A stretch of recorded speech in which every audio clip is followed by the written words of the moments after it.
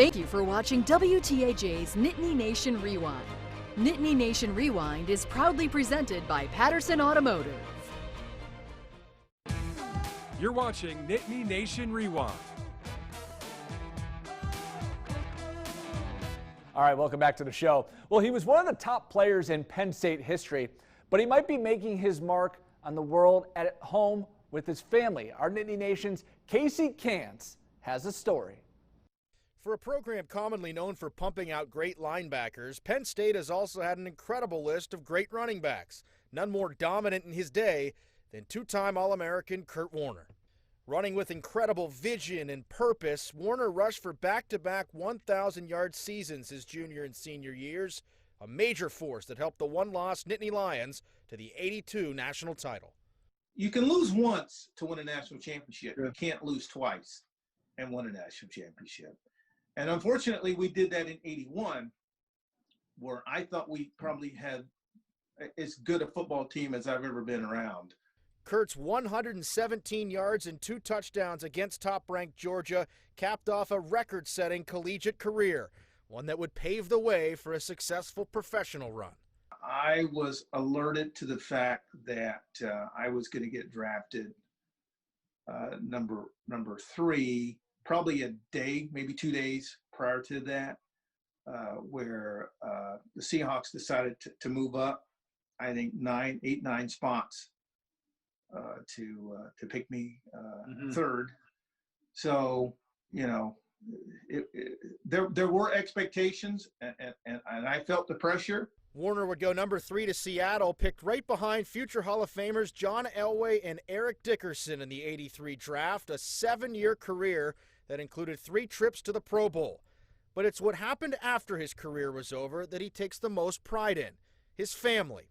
He and his wife Anna have raised 4 kids, including 2 twin boys, Austin and Christian, who suffer from severe autism.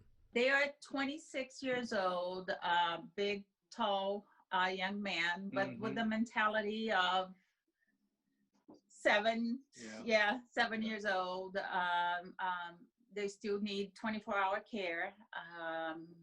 So it continues. It has gotten a little easier. But that's something that, at least for us, they haven't recovered. Austin and Christian's condition and how they handle it as a family prompted Kurt and Anna to write a book, one that they hope will help other families dealing with the same things. It's real. No, we didn't. So it's just all this stuff that we went through and still going through. So it just is not a how-to book. We are not teaching anybody on.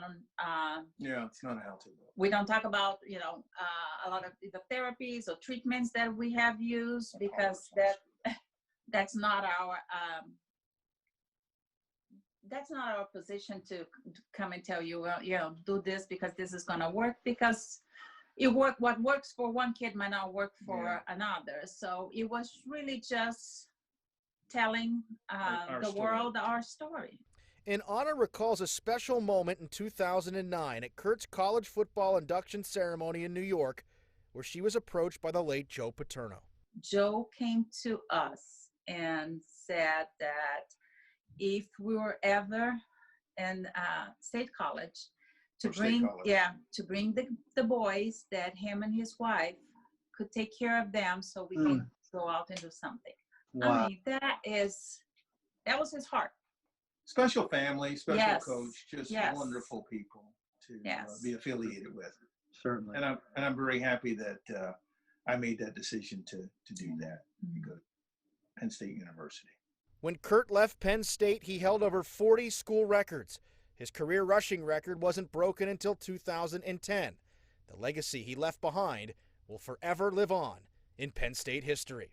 For Nittany Nation Rewind, I'm Casey Kantz. All right, thanks, Casey. That book is called The Warner Boys, Our Family's Story of Autism and Hope, and it's currently on sale at Amazon. Coming up next, before it was title time, Penn State went plenty of years with no losses, but no championships either. We'll see you soon.